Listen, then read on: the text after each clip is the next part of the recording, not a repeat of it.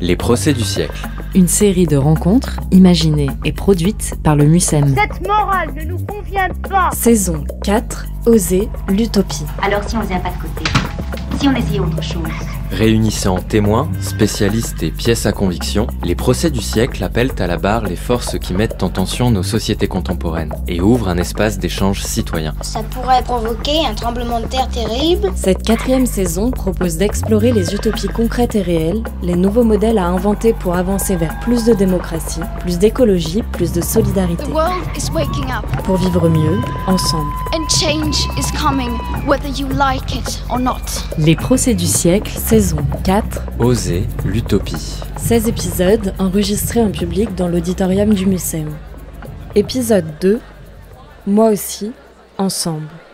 Avec Nadège Bossondiagne, Anne Bouillon et Rokhaya Diallo à la modération. Bonsoir à toutes, bonsoir à tous. Et bienvenue pour cette 4e saison des procès du siècle dont le thème est Oser l'utopie. Ce soir, à l'occasion du 25 novembre, qui est la journée dédiée à l'élimination de la violence contre les femmes, nous allons parler du mouvement MeToo et de ses différentes expressions dans la société française, aussi bien dans le quotidien des Françaises que dans les prétoires. Et pour ce faire, j'ai la joie d'échanger avec deux invités qui vont me rejoindre sur la scène. Anne Bouillon et Nadège Bossondiagne.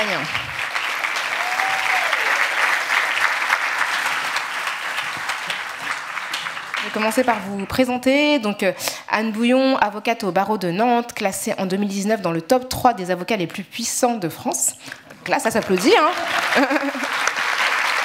Anne, tu t'investis chaque jour dans la lutte contre les violences infligées aux femmes. En 2023, le réalisateur Dylan Bessot t'a consacré un documentaire, Anne Bouillon, Justice pour toutes. Nadège Bossondiagne, tu es actrice, autrice, réalisatrice et chanteuse. Tu travailles à la télévision, au cinéma et au théâtre. Tu es une féministe engagée, Nadège. Tu as créé le MeToo dans le cinéma africain. Mais tu es française aussi, hein. C'est important de le préciser. Tu as créé le hashtag Même pas peur. À cette occasion, on en parlera. Tu t'es investie dans la lutte contre les violences sexuelles. Tu as écrit et interprété un spectacle qui s'appelle Mon corps est une révolution. Un seul en scène poétique qui invite à la réparation collective. Tu reprends possession dans ce spectacle de ton corps, de ton âme et tu réinventes au-delà de stéréotypes. Ton expression artistique connaît désormais une nouvelle liberté assumée dans ce spectacle. Alors, on est le 25 novembre, hein, tous les médias alternent les différentes prises de parole au sujet des violences sexistes.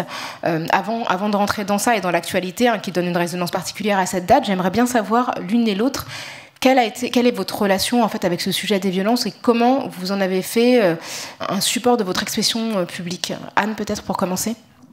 Oui, bonsoir à tous et à toutes. Je suis très contente d'être ici. Merci beaucoup de l'invitation. Je suis très contente d'être à Marseille. J'ai vécu plusieurs années à Marseille qui ont été des années riches. Puis c'est une ville qui a aussi commencé à forger mon engagement dans le féminisme et mon identité féministe.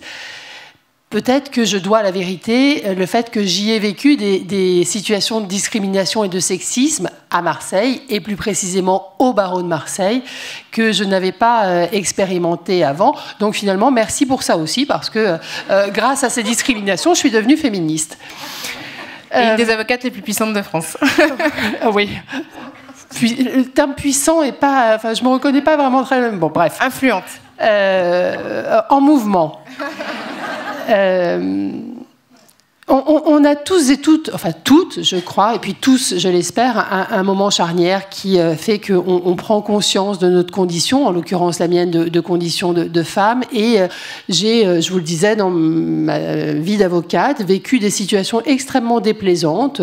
Je me rappelle d'un magistrat qui m'a demandé si j'avais mes règles, d'un autre qui m'a demandé de reboutonner ma robe parce qu'elle était ouverte pendant que je plaidais. Je me rappelle également d'un qui m'a saisi par le bras alors que j'allais toquer à son bureau pour savoir pourquoi est-ce que mon client n'était pas libéré alors qu'il aurait dû l'être, et qui m'a jeté manu militari hors de son bureau. Donc des choses assez lourdes et compliquées. Et ces expériences malheureuses, qui en fait, là aussi, sont l'illustration de ce dont on parle ce soir, conjuguées au fait que dans ma pratique d'avocate, j'ai commencé à recevoir une femme. puis 2, puis 3, puis 10. Et puis comme ça, des cohortes de femmes qui venaient de milieux extrêmement différents, d'origine, de culture, de langue, de religion, qui finalement n'avaient si peu en commun entre elles, si ce n'est d'avoir l'espace d'un instant et parfois toute une vie, fait l'expérience de la domination masculine et de la violence. Et voilà. Et les choses me sont apparues comme ça, peut-être un peu lente à la détente, mais les choses me sont apparues à la faveur de ces deux mouvements conjugués. Ma propre situation de femme avocate et les femmes qui sont venues comme ça déposer des parcours de souffrance devant moi, les unes après les autres. Et puis, j'ai décidé de m'engager. J'ai fait ce choix, difficile, coûteux, critiquable peut-être, de ne plus défendre de personnes mises en cause dans des dossiers de violences sexistes et sexuelles et de violences intrafamiliales. Et donc, il y a une quinzaine d'années de ça, je me suis définitivement engagée du côté des victimes et ça m'a donné une liberté de parole et une liberté d'agir extrêmement importante. Et donc, tous les jours, je plaide et je le fais avec beaucoup de bonheur. Voilà.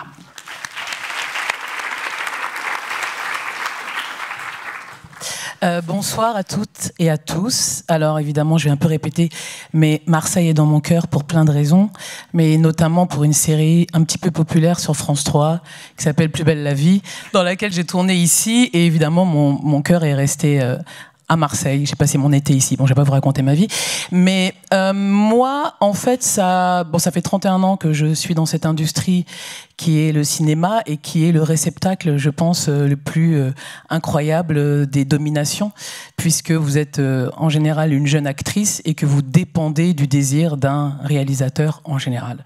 Et voilà, moi j'ai la chance d'avoir grandi élevée par une mère et une grand-mère féministe, communiste, engagée. Et puis MeToo est arrivé, mais ça fait très très longtemps moi que je parle. En fait, ça fait très longtemps que nous sommes beaucoup d'actrices noires et métisses à parler chacune dans notre coin. Mais en fait, moi, avec une amie qui s'appelle Aïssa Maïga, j'imagine que vous connaissez, qui était vraiment l'actrice noire la plus connue de France, et pas qu'en France, mais en tout cas, elle s'est rendue compte à un moment donné qu'elle était seule alors qu'elle avait plein de camarades qui étaient doués aussi, et elle s'est dit, je ne veux pas, moi, participer à ce système-là. Et du coup, elle nous a permis à plusieurs de coécrire un livre qui s'appelle Noir n'est pas mon métier, dans lequel nous avons toutes parlé de vraiment nos ressentis. Et c'était incroyable, on était 15 ou 16 actrices noires et métisses de 17, 18 ans jusqu'à 70 ans. Je ne veux pas vieillir Firmin Richard, mais je crois que c'est à peu près l'âge qu'elle avait. Moi, ça a commencé déjà à continuer à faire grandir cette graine qui était déjà plantée là depuis bien longtemps. Et puis l'année d'après, j'ai fait le MeToo dans le cinéma africain parce que voilà, MeToo était déjà là, comme je le dis. Et moi, je me suis dit, il faut que je m'en empare parce que j'étais en mesure de le faire. Il n'y a aucune injonction. On fait ce qu'on peut quand on peut. Et j'étais encore vivante avec tout ce que j'avais vécu comme violence et de la pédocriminalité jusqu'à l'âge adulte, jusqu'à très récemment d'ailleurs. Et donc je m'en suis emparée. J'étais invitée à parler par un collectif, parler de la place de la femme dans le cinéma africain, et je les ai prévenus. Au Burkina Faso, exactement, qui est un des festivals de cinéma africain les plus prestigieux. Exactement. Et je me suis emparée donc de cette tribune pour parler de la violence, et c'était incroyable parce qu'après 1, 2, 3 femmes ont commencé à me dire, Nadège, est-ce que c'est normal qu'un réalisateur me touche les seins? Nadège, est-ce que c'est normal que le réalisateur veuille coucher avec moi? Et en fait, après, il y a une jeune femme qui s'appelle Azata Soro aussi, qui est venue nous rejoindre, qui avait été agressée par Taïro Ouedraogo, un réalisateur burkinabé qui lui a tailladé le visage. Et donc voilà. Et après, pour moi, c'était, je sais pas comment vous dire, j'étais éveillée et il était impossible que je me rendorme. C'était trop tard. Ce qui fait que dans mon quotidien d'actrice, forcément, c'est beaucoup plus difficile de travailler, puisque quand vous parlez, vous payez. Il faut bien que ça se soit très très clair. En fait, il y a un prix. Cette parole a un prix. Je ne regretterai jamais pour tous les messages que je reçois de victimes, hommes et femmes, et qui me disent merci pour ce que j'ai fait. Je ne regretterai jamais, même si, je vous le dis franchement, le prix à payer est très lourd. Merci beaucoup, Nadège.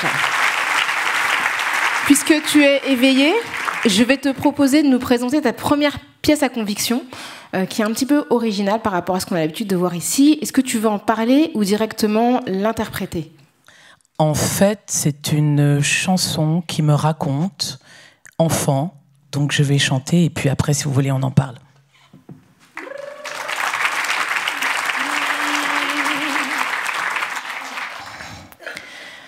Quand j'étais petite, ma mère m'appelait Petite Doudou.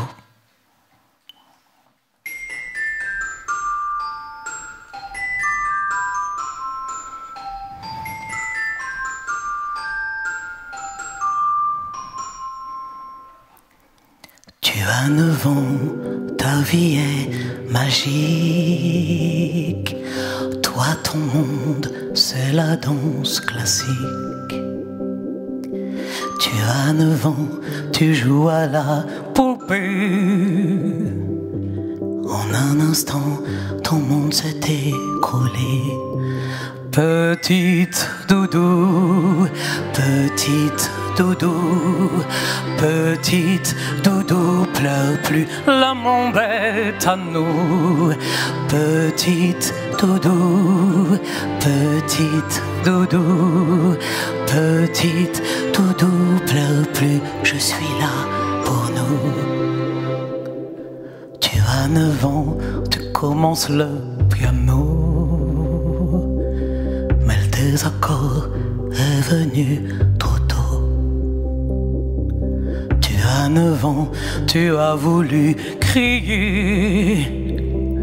Ta foi dans ton petit corps s'est brisée. Petite doudou, petite doudou, petite doudou, pleure plus, le monde est à nous.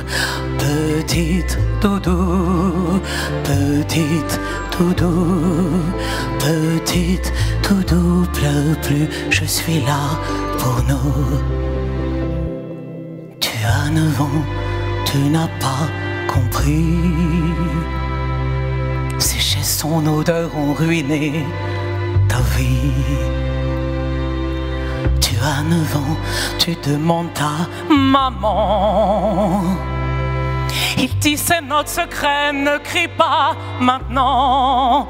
Petite doudou, petite doudou, petite doudou, pleure plus, le monde est à nous. Petite doudou, petite doudou, petite doudou, pleure plus, je suis là pour nous. Tu crois qu'il a détruit ta vie, mais aujourd'hui, l'adulte que je suis me dit que ce sera dur, mais c'est fini. Un demain est possible aujourd'hui.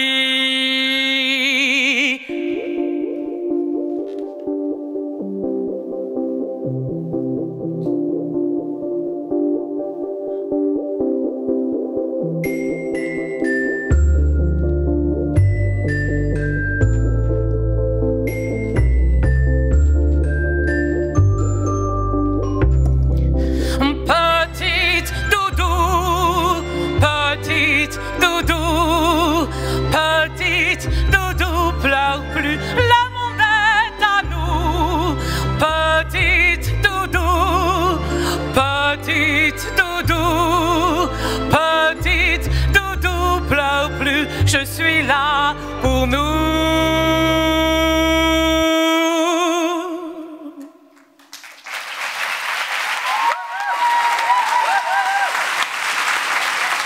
Merci, merci aux camarades de la technique. Merci beaucoup.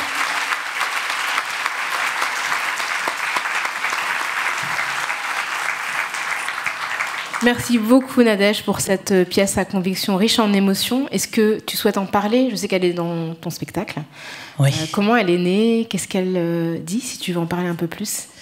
En fait, j'ai mis beaucoup de temps à trouver une psy de qualité supérieure. Ouais, vous pouvez l'applaudir, parce que je pense que sans elle, je ne serais pas là devant vous. J'ai mis très très très très longtemps et le travail qu'on fait depuis des années, parce que c'est pas fini, m'a permis déjà de dire le premier mot « j'ai été victime », sachant que être victime, vous avez le droit de le dire, c'est un fait. C'est pas être victimaire que dire qu'on est victime, c'est quand même un peu la moindre des choses. Et puis le travail qu'on a fait m'a permis de transformer l'horreur en poésie, de mettre une distance nécessaire. Et je me suis dit, j'ai repensé à la petite doudou que j'étais. Et cette mélodie, elle m'est venue d'un coup. J'ai appelé mon mari et je lui ai chanté, il était dans le métro, genre il entendait pas très bien. Mais et j'ai écrit ce texte d'un coup. Et c'est parce qu'à l'époque, pour vous dire, bon, j'ai été victime. Est-ce que ça va si on parle de viol? Ok. J'ai été victime, moi, nourrisson, et puis j'ai été victime à 9 ans. Et j'ai mis vraiment, vraiment beaucoup de temps à pouvoir en parler. Et quand j'ai réussi à en parler, en fait, ça m'a fait du bien, mais j'avais encore cette petite doudou la nuit qui hurlait. Et j'avais besoin de lui parler et de l'apaiser. Et je dis pas que c'est tous les jours facile, mais maintenant j'appelle les vagues, c'est la réminiscence des traumas. J'arrive un peu plus à les appréhender. Et puis c'était pour toutes les petites doudous du monde en fait, parce qu'il s'agissait plus que de moi. Et je me rends compte que cette chanson, elle peut faire du bien. Et voilà, c'est pour vous tous et pour vous toutes.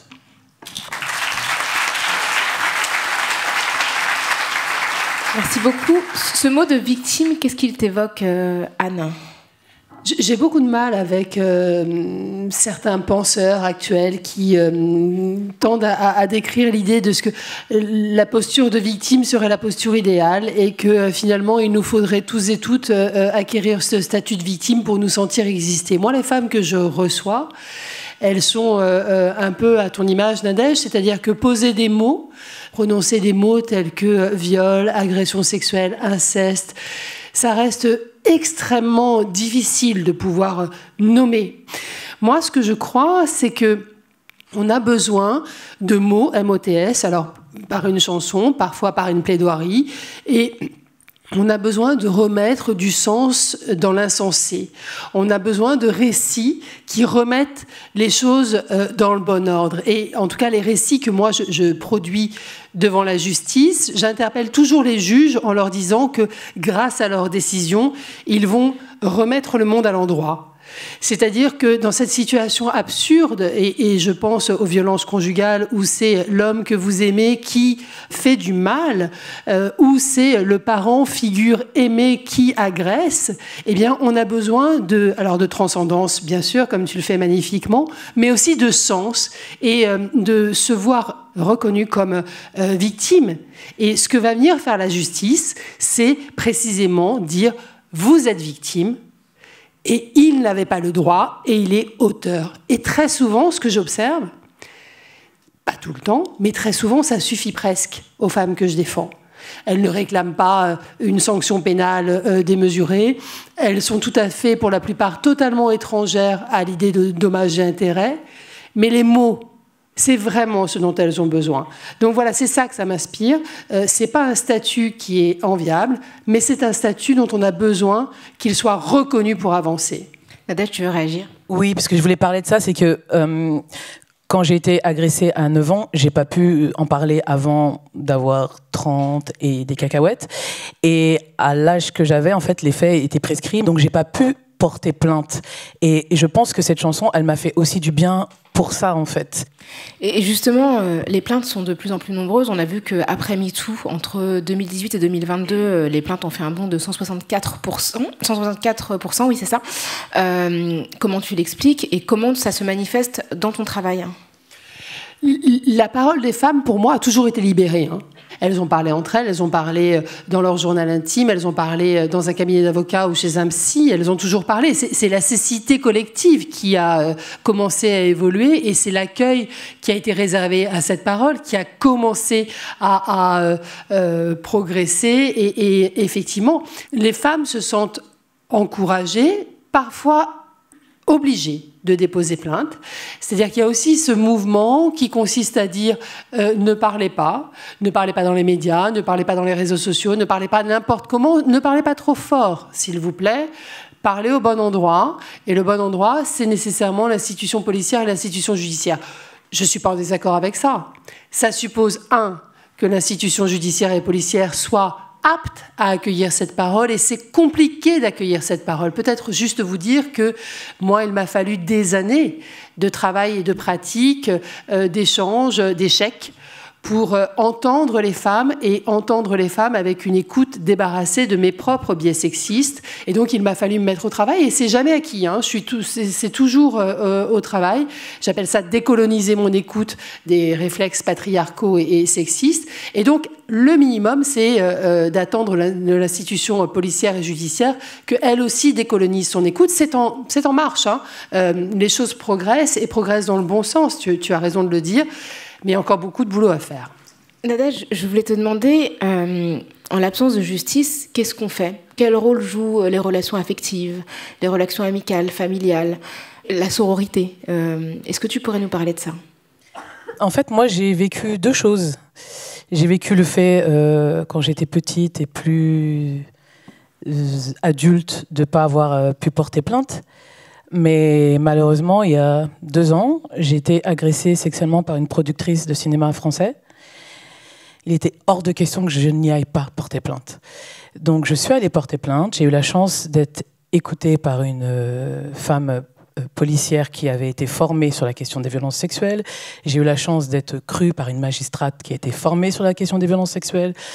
Cette personne avait 2 nuits en garde à vue. Puis il y a eu la confrontation, ce qui est, si vous êtes victime, je vous dis, une des choses les plus immondes et atroces que j'ai vécues de ma vie en termes de violence.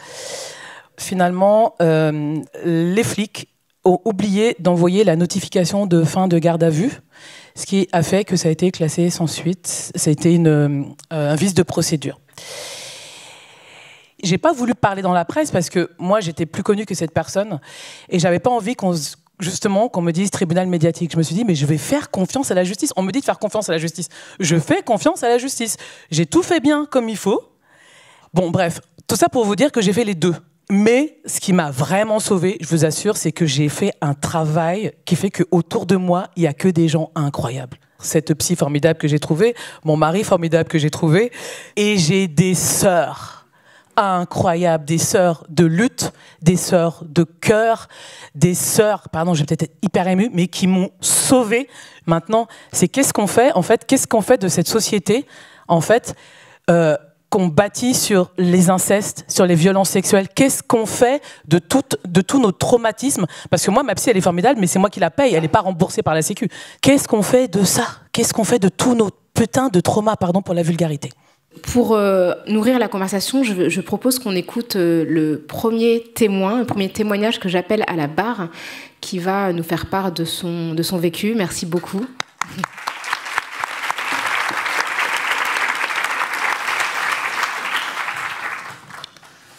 Bonsoir, je m'appelle Laure, je suis un peu émue.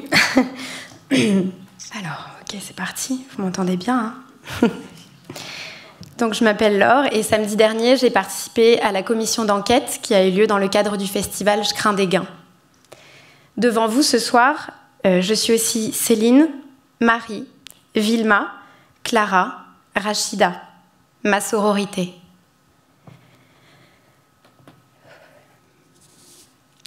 Je suis d'abord un bébé au rhum qui a été placé par la justice dans la famille de mon oncle et de ma tante. La première fois que l'amour, le sexe et la violence se sont mélangés en brouillard dans mon esprit d'enfant, j'avais 6 ans. Mon frère voulait que je lui frotte le dos et il a mis son sexe dans ma main. C'était mon grand frère. Je lui devais écoute, respect et obéissance. Figure masculine, bientôt figure adulte. Moi, j'étais ignorante, petite fille. Je ne pouvais pas savoir que c'était pas normal. À 12 ans, j'ai dit à ma tante, mon grand frère m'a fait la malice. Elle ne m'a pas cru. À 20 ans, étudiante à l'étranger, loin de ce passé, la vie me sourit enfin. Je me sens libre, indépendante. Je croque la vie à pleines dents. J'ai fait la fête avec les jeunes de mon âge. J'ai porté des jupes, j'ai dansé, j'ai bu. Je me suis bien amusée. De fatigue, je me suis endormie sur le canapé. Un homme qui n'a vu en moi qu'un corps inerte à sa disposition. À 20 ans, il m'a violée. J'ai 24 ans quand MeToo envahit Internet et tous les sujets de conversation. Je sais alors que je veux porter plainte. Au commissariat, j'ai dû répéter 4 fois aux policiers de l'accueil que j'avais été violée. Tout le monde m'entendait. À l'évaluation psychologique, j'ai répondu aux questions de la médecine légale. Est-ce que cela a eu un impact dans mon travail ? Oui.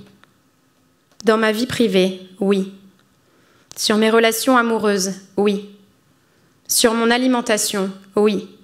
Sur mon sommeil ? Oui. Oui. Oui. 6 mois d'attente interminable avant la confrontation, avant qu'il ne soit au courant. La confrontation me remet face à lui et 1 semaine plus tard seulement, l'affaire est classée, sans suite. Pour lui, c'est classé sans suite. Mais moi, j'ai pris perpète. Je ne sais plus faire confiance. C'est partout. La peur pétuelle. Tout le temps. Je suis là, vivante parmi vous. Mais je traîne avec moi un cadavre, une mort froide. Alors il y a quelques mois, j'ai rejoint une sororité, un cercle de femmes. Avec elles, nous nous disons les milliers d'euros dépensés en thérapie, le fait d'être constamment sur nos gardes, de vérifier plusieurs fois que la porte est bien verrouillée avant de dormir, et l'impression de ne plus tout à fait supporter l'autorité. Et l'envie de tout brûler, car on ne trouve pas d'écoute à notre colère. Nous sommes niés dans notre simple droit d'existence. Alors, nous nous réparons seuls, ensemble. Et si nous n'avons pas obtenu justice, alors nous soutiendrons la cause de 8 femmes, dont fait partie une femme nommée Clara Achour. Elles aussi sont seules et ensemble. Elles ne se connaissent pas, mais chacune d'elles a porté plainte contre la justice française devant la Cour européenne des droits de l'homme. Chacune d'elles dénonce la même chose, un déni de justice et une victimisation secondaire dans les affaires de viol. Nous les croyons, nous les soutenons. Mesdames les expertes, mesdames et messieurs les jurés, ce soir, ensemble, nous demandons justice. Nous demandons réparation. Et nous vous remercions sincèrement de votre écoute.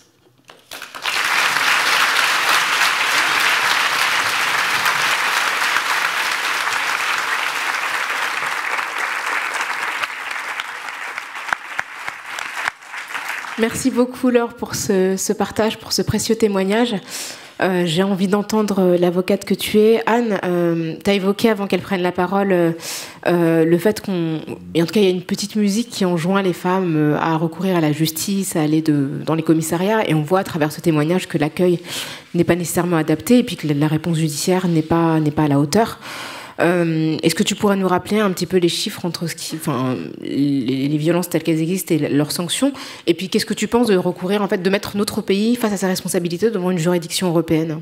Les chiffres, ils sont implacables. Hein. Ils sont implacables et ils nous démontrent à quel point... alors, ce qu'on vient d'entendre est bouleversant et à chaque fois, on s'y habitue jamais, en fait. On s'y habitue jamais. Mais quand on prend les chiffres, on se rend compte que, au-delà des situations individuelles, ça structure notre société. C'est un crime de masse. 80 à 90 000 viols et tentatives de viol chaque année en France. 8 à 10% des victimes osent déposer plainte. 1% des auteurs est condamné. 94%, c'est un chiffre qui vient d'être publié, 94% de classement sans suite dans les dossiers de viol. Qu'est-ce que ça dit de nous en réalité? Qu'est-ce qu'il faut entendre derrière ces chiffres? À mon sens, il faut entendre deux choses. La première, c'est que nous évoluons dans ce qu'on appelle une culture du viol. Le viol et la possibilité du viol sont là, partout, tout le temps. Et puis ces chiffres disent aussi à quel point, et c'est pour ça qu'il faut rendre l'institution comptable, et c'est pour ça qu'il faut faire des procès à l'institution judiciaire, et c'est pour ça qu'effectivement il faut élever ça devant les juridictions européennes. Ça dit à quel point nos institutions sont patriarcales, on l'a dit, mais également sous-doté. Le budget de la justice, c'est vraiment peanuts. On est en dotation par habitant, un autre chiffre, à 70 € par an et par habitant. On est derrière l'Italie, on est derrière la Belgique, on est derrière l'Espagne, on est derrière l'Angleterre, qui n'est pas championne des services publics quand même, et on est à 2 fois moins que les Allemands, qui dote à 140 € par an et par habitant le fonctionnement de la justice. La justice est le parent pauvre de notre démocratie et véritablement, il n'y a pas suffisamment de magistrats, les audiences sont débordées. Donc véritablement, de quelle justice voulons-nous nous doter? Voilà, le gouvernement devait faire des annonces aujourd'hui. Je dois vous avouer ma petite déception. Quelle justice, quelle politique et aussi quelle parole publique? Parce qu'effectivement, les personnes qui pensent qu'il faudrait systématiquement recourir aux tribunaux et qui invalident le travail de la presse, alors que c'est grâce aux médias que le mouvement MeToo a pu prendre corps, notamment par les révélations du New York Times sur Harvey Weinstein. Et ici, en France, le travail qui a été réalisé aussi bien par Mediapart que France Inter a été salutaire.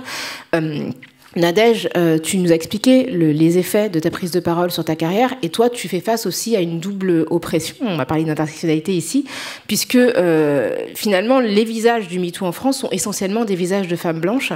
Et j'ai noté que systématiquement, quand on parle des personnes qui sont exprimées dans le cadre du cinéma, ton nom est omis. Donc, est-ce que tu peux nous parler de ça, de la manière dont dans le cinéma, en fait, tu l'as évoqué rapidement, hein, on sanctionne les femmes, et pour les femmes non blanches, pour les femmes noires, mais non blanches de manière générale, c'est encore plus difficile d'exister dans cette parole. Oui, Spike Lee dit double peine, la double peine, femme et noire. Comment vous expliquer? C'est comme si à chaque fois on efface le travail que j'ai fait, parce que c'est-à-dire que j'ai parlé avant ma camarade Adèle Haenel, mais on s'en fout, mais vraiment. C'est-à-dire que déjà, d'avoir pris la parole, c'était d'une violence extrême, j'ai eu droit à des menaces de mort, et il n'y a même pas le côté où on vous remet dans l'histoire. C'est-à-dire qu'à chaque fois, je repars de zéro. J'avais fait le MeToo où je me disais, bon, bah là, on va quand même te remettre dans l'histoire, Nadège. Eh bien non, systématiquement, on en parlait souvent avec Rocaille, j'étais effacée. Il fallait que je fasse, excusez-moi, mais j'ai parlé. Ce qui est atroce. J'ai écrit un texte dans Politis sur ça, sur justement le féminisme blanc qui invisibilise les féministes perçues comme non blanches, parce que je sais que le terme racisé peut un peu heurter, donc je ne vais pas l'utiliser. Parce que vraiment, je vous assure que mesdames féministes et messieurs féministes blancs, il faut que vous travaillez. Il faut que vous travailliez sur le racisme inconscient avec lequel vous avez malheureusement grandi. Ce sont des faits. On a grandi dans cette société-là et on le sait pourquoi. On a décidé de dominer certains corps pour mieux les exploiter. On va remonter à l'esclavage, la colonisation et le capitalisme aujourd'hui. C'est-à-dire que vous pouvez être des super alliés. Je sais qu'ensemble, moi ma grand-mère elle est blanche, ok, ma mère elle est métisse. Je sais qu'ensemble on peut la changer la société. Mais il faut qu'on ait un endroit vraiment d'éveil mutuel. Ok, vous êtes prêts à le faire ou prêtes? Ouais, merci.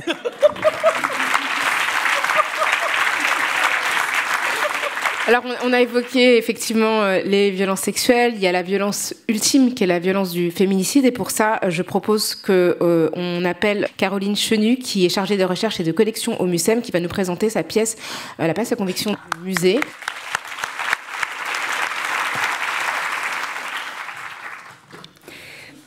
J'ai trouvé une série de 18 tableaux peints dans les années 1920, qualifiés de faits divers, représentation de faits divers. De quoi s'agit-il? Parmi les faits divers, de catastrophes naturelles, donc inondations, incendies, des accidents de train aussi, accidents de dirigeables. Donc les faits se déroulent entre la toute fin du 19e siècle et le premier quart du 20e siècle. Et il y a 6 tableaux sur cette série de 18, donc un tiers de la série représentant des femmes sanguinolentes. comme le drame de Corancé en 1901, donc c'est celui qui est en haut à gauche.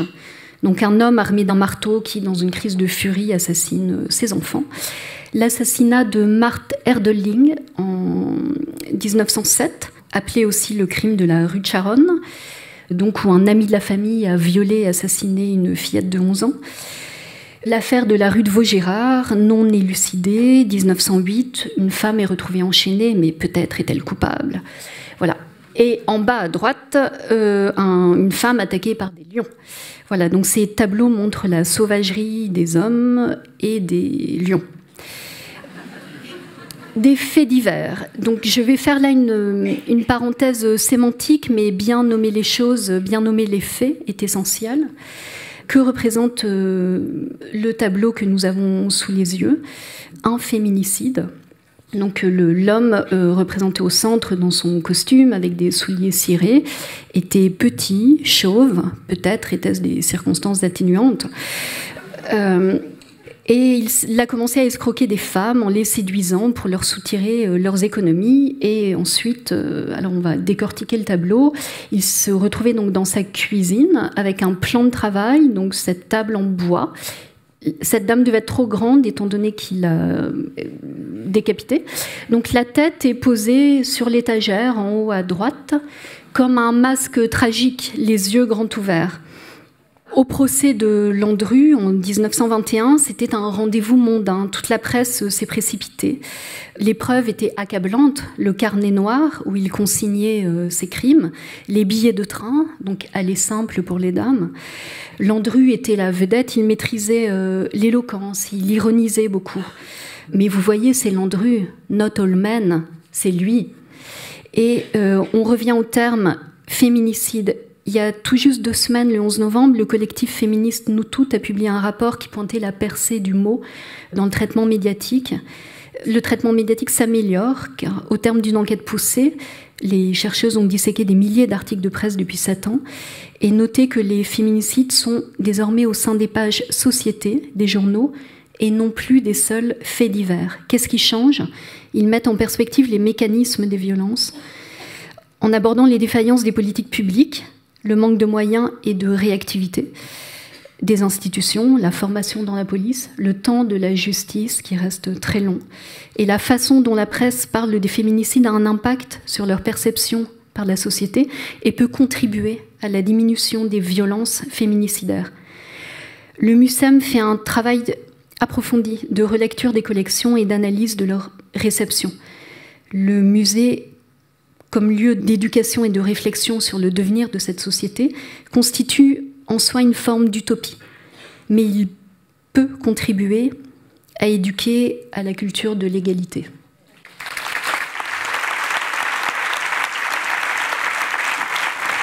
Merci Caroline Chenu. Je voulais rebondir sur le Not All Men qui a été évoqué à l'instant.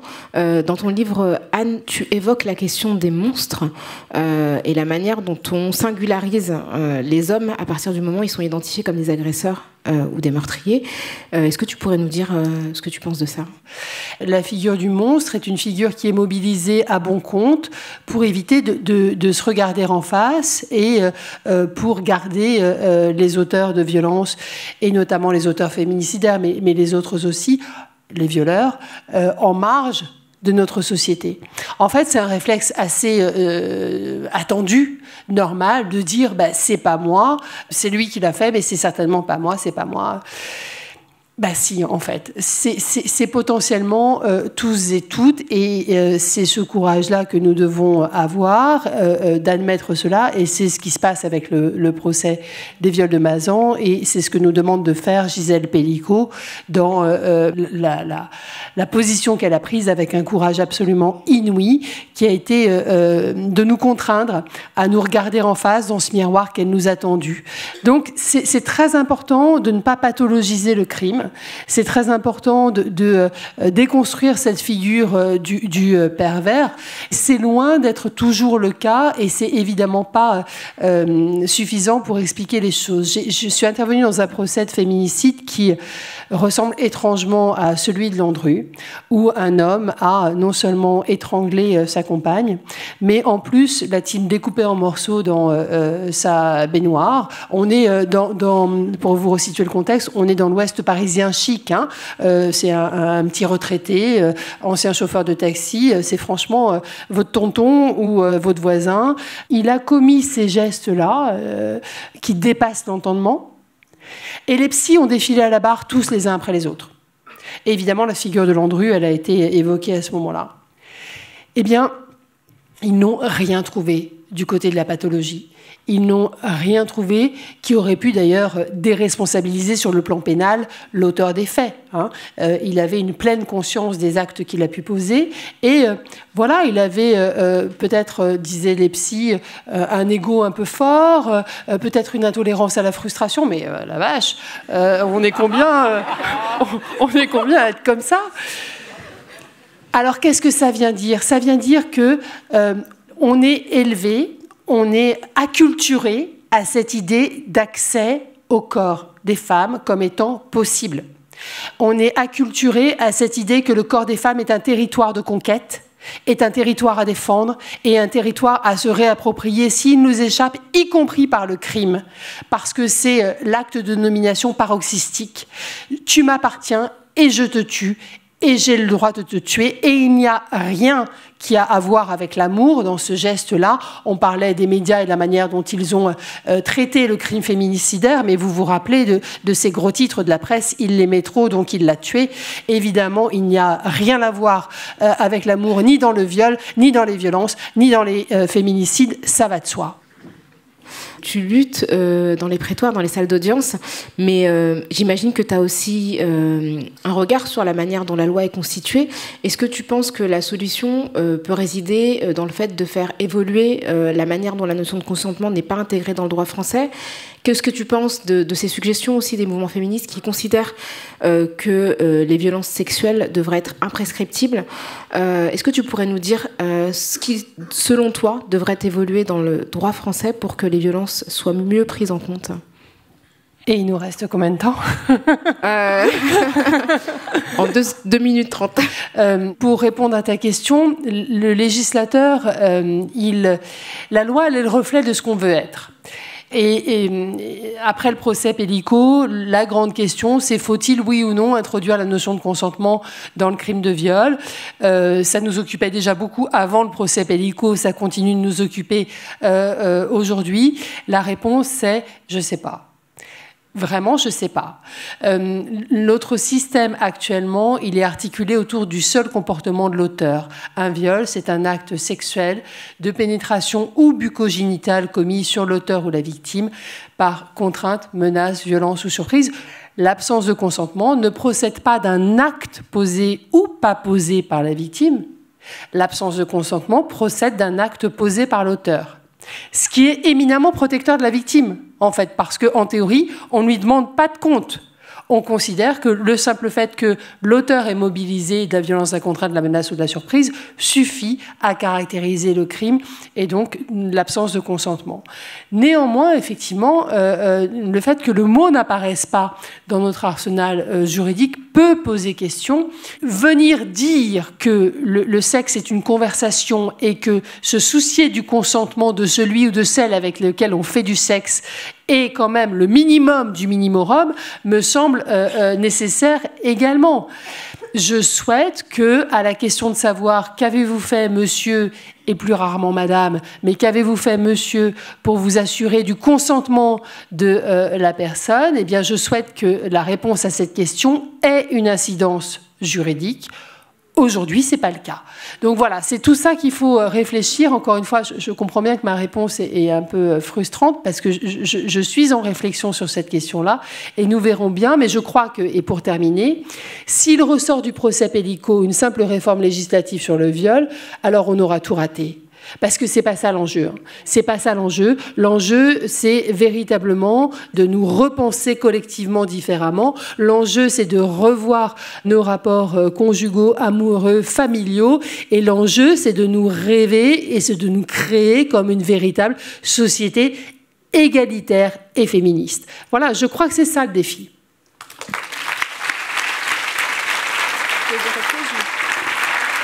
Donc, le défi, c'est une révolution culturelle, un manifeste. Nadège, tu voulais réagir ? Non, je voulais juste parler de la grande oubliée du procès Pellico, qui est la fille, et Caroline. Et l'inceste est un grand tabou, et on sait pourquoi, là on n'a pas le temps de développer. Et je voulais juste lui rendre hommage à elle, parce que je l'ai croisée il n'y a pas longtemps. Et c'est très très difficile pour elle, parce que voilà, elle n'a pas été assez entendue. Voilà, je voulais juste parler de ça. Elle s'appelle Caroline Darien. Je tiens vraiment à remercier Anne Bouillon et Nadège Bossondiagne d'avoir accepté ce dialogue. Et Rokhaya Diallo, mesdames et messieurs. Cette séance a été enregistrée le 25 novembre 2024 avec la participation de Nadège Bossondiagne, Anne Bouillon, Caroline Chenu et Rokhaya Diallo à la modération. C'était le podcast Procès du siècle. Oser l'utopie. Une proposition conçue et mise en scène par le MUSEM. À la modération, Rokhaya Diallo, Nora Hamadi, Anne-Cécile Bras, François Saltiel, Thomas Legrand et Paloma Moritz. Pour les commissions d'enquête, Fabienne Julien et Grégoire Ingold. En partenariat avec Libération et So Good. Avec la complicité de l'Après-M et de Je crains des gains, journée pour l'élimination des violences faites aux femmes et minorités de genre. Réalisation, Copie Carbone. Rendez-vous sur le site du MUSEM pour plus d'informations sur la série et les pièces à conviction. Et retrouvez l'ensemble des épisodes de la saison sur votre application de podcast habituelle. Merci pour votre écoute et à très bientôt.